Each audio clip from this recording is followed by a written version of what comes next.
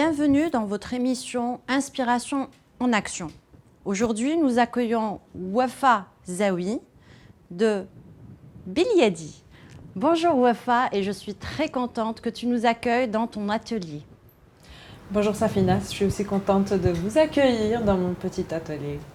Écoute, je suis ravie de célébrer cette création avec toi. Alors, je te présente, tu es calligraphe et tu travailles le cuir. Mais en fait, tu es calligraphe en arabe. Donc, quelle idée magnifique et quelle extraordinaire sortie de zone de confort pour aller vers la calligraphie arabe. Et on sait très bien que ce domaine-là est plus, on va dire, réservé aux hommes. Donc là, je voudrais bien que tu nous parles de ce déclic qui t'a fait aimer, qui t'a rendu cette calligraphie ta passion. Je pense qu'il n'y a pas eu de déclic, c'est des années d'inspiration et la passion ne vient pas du jour au lendemain. C'est quelque chose que j'ai tenu à entretenir depuis mon enfance. Donc c'est simple, j'aimais bien écrire, j'aimais bien soigner mes copies, mes cahiers. Ensuite, j'aimais bien retranscrire de jolis textes que j'admirais sur les murs ou n'importe quel support. Et à force de faire, d'apprendre aussi de nouveaux, de nouvelles techniques en fait, pour écrire, c'est là que ça devient une passion. Peut-être que je ne m'en rendais pas compte autant quand j'étais encore gamine. Mais l'idée c'était ça, c'était toujours en fait avoir ce petit monde à part de ce qu'on fait chaque jour, le monde quotidien. Un petit monde personnel où on peut s'inspirer de choses qu'on aime et reproduire et arriver à créer. Et voilà, donc c'était pas vraiment un déclic rapide comme ça. D'accord. Et dis-moi, Biliadi, tu l'as créé depuis combien de temps? En fait, c'est la marque, c'est ta marque. Et ça veut dire, Biliadi, ça veut dire toute activité manuelle en fait. Exactement. Ouais. Voilà, donc ça fait combien de temps que tu as créé ça? Alors j'ai créé la marque en 2016. À l'époque, j'étais pas, on va dire, à 100% sur ce travail. Donc je travaillais à côté. J'avais, on va dire, une vie professionnelle complètement différente en fait de ça. Tu étais dans le salariat? J'étais dans le salariat. Donc confort oui. J'avais mon salaire, j'avais des tâches bien précises, un poste bien décrit. Oui. Mais j'avais quand même entamé le projet en parallèle, de sorte à ce que ce soit plus un espace de partage. C'était pas forcément, au tout début, c'était pas forcément un business. C'était pas non plus une maquette bien dessinée, c'était juste par passion. Donc je me suis dit, allez, je vais créer en fait un label pour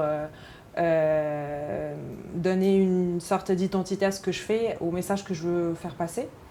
Parce qu'en fait, la marque, c'est pas que des produits, c'est aussi un concept.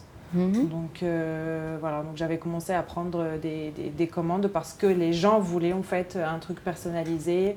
Et voilà, en se basant sur la calligraphie, c'était d'écrire des mots, des messages sur des objets qu'on peut porter au quotidien, tels que les sacs. Très bien.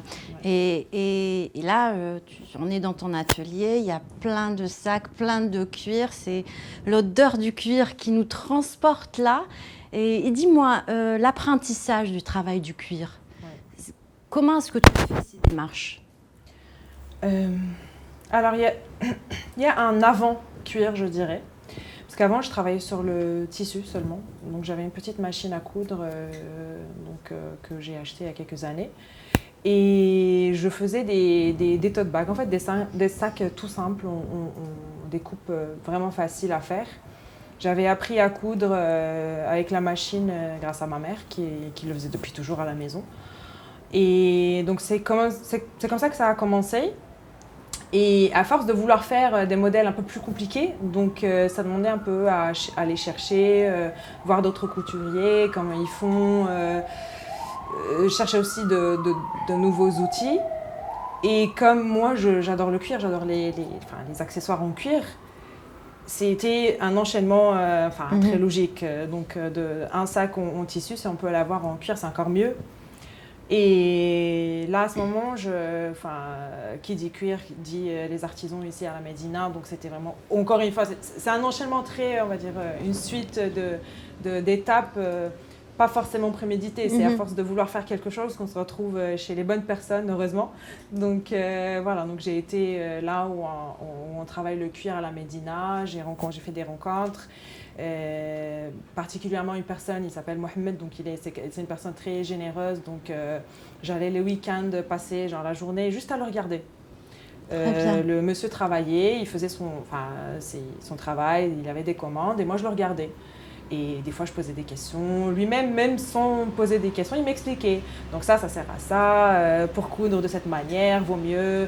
Ça, c'est le type de cuir. Donc j'étais une apprentie, on va dire, à l'écoute. Mais ça m'a donné trop envie justement de passer à l'action et de faire comme lui et aussi de réaliser les idées. Parce qu'avant, je lui expliquais mes idées. Je lui dis, et si je veux faire comme ça, comment on fait ? Et lui, il réalisait par exemple un produit. Et là où je voyais que je pouvais faire autrement, je lui dis, c'est bon, moi ça va être un challenge. Donc je vais quand même chercher des outils pour faire ça. Et donc voilà, donc encore une fois, c'est un engrenage qui donne sur acheter des outils, puis une machine adaptée, c'est plus la machine à coudre pour le tissu. Donc voilà, c'est... En fait, c'est une succession d'événements, de rencontres, de besoins, des besoins exprimés. Et donc, tu te challengeais à chaque fois. Et pour toi, c'était par le biais de l'apprentissage, par le biais des rencontres. Et c'est extraordinaire parce que là, tu es dans un mode de création continue. Tu vis de ta passion.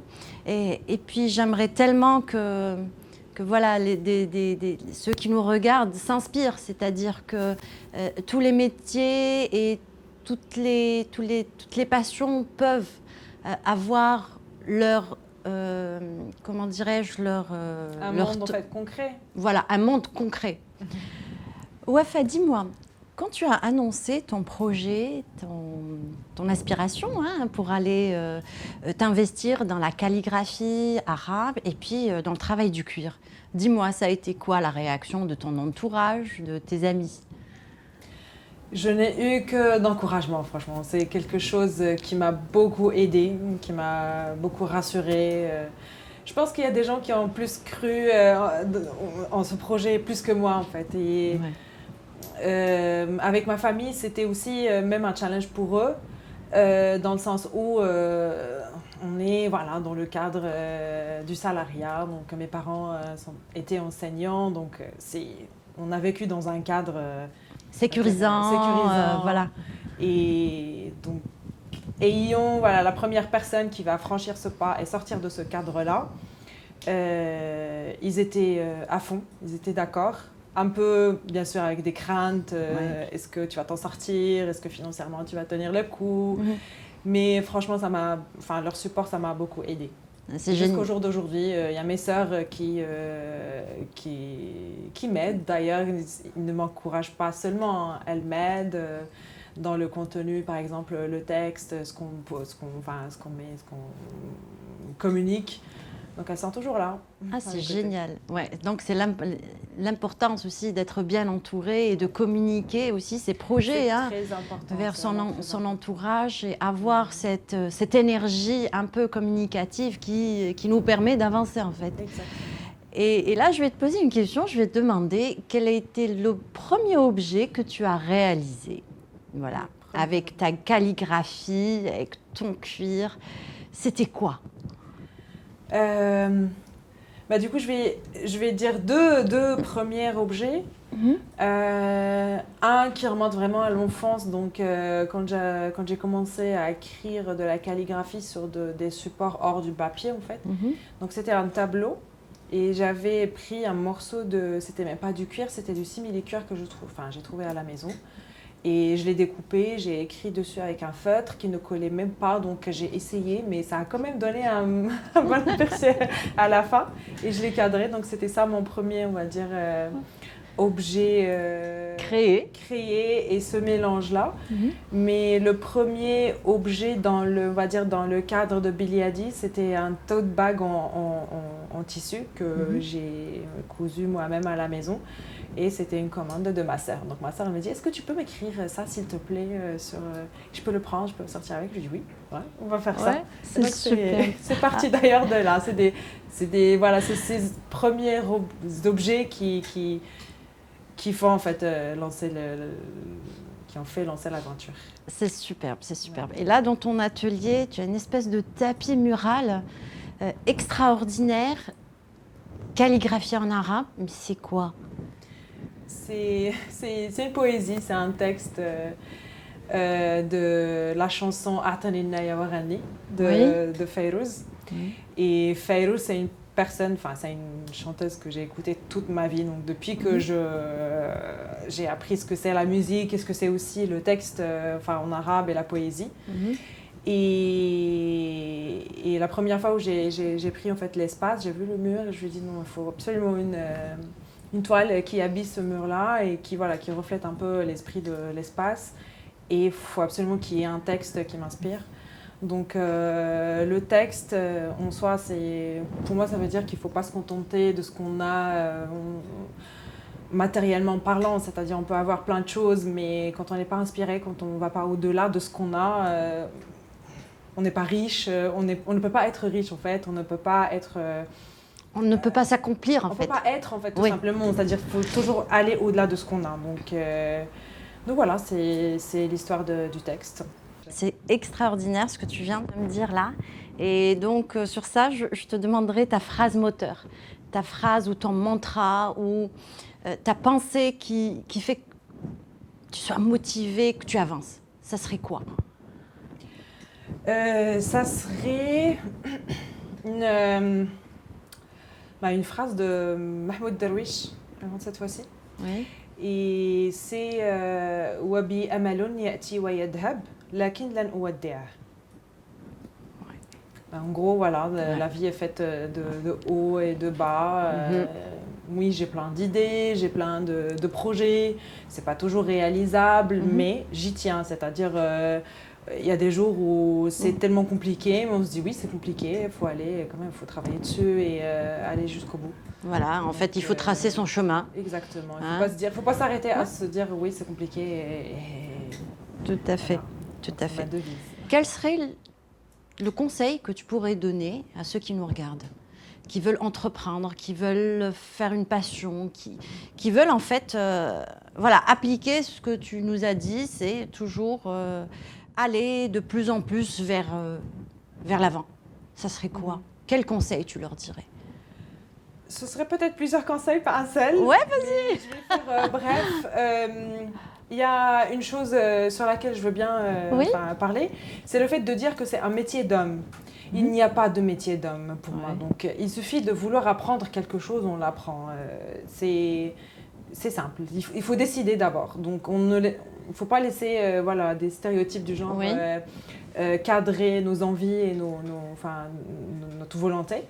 Donc, ça de un, spécialement pour les femmes, on veut dire. Et ça peut être aussi valable pour les hommes. Aussi valable. Justement, on peut dire aussi il y a des métiers qu'on dirait pour femmes, alors que non, en fait, il faut juste aimer faire quelque chose et foncer. Et tout s'apprend. Ça aussi, c'est un autre conseil. On peut tout apprendre. Tant qu'il y a des gens qui font un métier, c'est qu'on peut l'apprendre. Et dans ce sens-là, justement, il ne faut pas non plus décider d'entreprendre dans un métier juste comme ça. Il faut vraiment s'y donner, il faut voir ce que les gens ont déjà fait, s'inspirer. On ne peut pas non plus être, moi je veux... Et être réaliste. Il faut être réaliste. Voilà. Il faut aller dans le vif du sujet. Exactement. Et c'est de là parfois on voit que on se dit non, c'est compliqué. Non. Il faut justement le faire petit à petit, il faut se donner à fond. Parfois, ça prend des années. Moi, le projet, je ne l'ai pas fait du jour au lendemain, comme j'ai dit. Ça m'a pris des années. J'ai travaillé l'idée, j'ai travaillé en fait, la technique de travail, Ouais. comment aussi le process de production. C'est plein de choses qui se mettent ensemble. Ça prend du temps, mais ça finit toujours par donner un résultat. Tout à Donc, fait. faut prendre le temps qu'il faut. Faut pas non plus être Ouais, pressé. pressé ou Pressé, derrière oui. juste l'idée. Il faut vraiment rassembler Ouais, toutes ouais. les contraintes Ouais. et voilà, aller de l'avant, quoi. C'est superbe. Et puis dans la joie, dans la... Oui, dans la joie, dans la bonne humeur. Et surtout quand c'est sa passion, croyez-moi, on peut faire des nuits blanches et le matin, on a la pêche, on se réveille parce que voilà, on voit le résultat de notre travail et on le fait avec plaisir. Et voilà, c'est le conseil final pour dire si on a une passion, autant la travailler et la concrétiser, chercher un résultat et ça fait énormément plaisir. Très bien. Donc, Mouafa, je te remercie vivement de nous avoir accueillis dans ton atelier tellement inspirant. Là, j'ai plein d'odeurs. Je ne sais pas, derrière la caméra, je pense que vous n'allez pas sentir les odeurs du cuir ni du bois, mais moi, je suis imprégnée dedans et ça fait du bien. Et donc, ce que j'ai à te souhaiter, c'est une spirale ascendante vers tes aspirations, voilà, qui vont travailler pour ta mission. Merci Safina d'être venue dans l'atelier Biglietti. Merci de nous avoir suivis et au plaisir de vous retrouver lors de notre prochaine émission. D'ici là, prenez soin de vous et croyez-moi, chers amis, croyez en vous.